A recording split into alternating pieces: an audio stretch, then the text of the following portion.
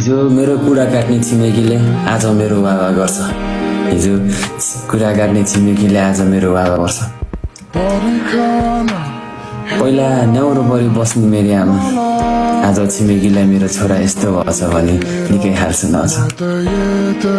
घर आँगनको डिनमा बसी मेरै कुरा गर्छन् होला। कुनैको अगाडि काँडा सरी भएको पनि छु होला, कुनैको अगाडि फुल पनि भएको छु होला।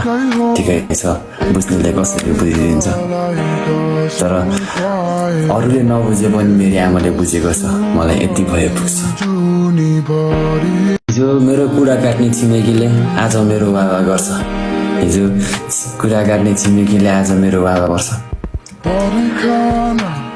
पहिला न्याउरो परि बस्ने मेरी आमा आज छिमेकीलाई मेरो छोरा यस्तो भएछ भने निकै हाल सुनाउँछ। घर आँगनको डिनमा बसी मेरै कुरा गर्छन् होला।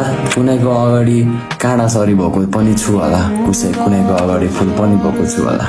ठिकै छ, बुझ्नेले कसरी बुझिदिन्छ। तर अरूले नबुझे पनि मेरी आमाले बुझेको छ, मलाई यति भए पुग्छ।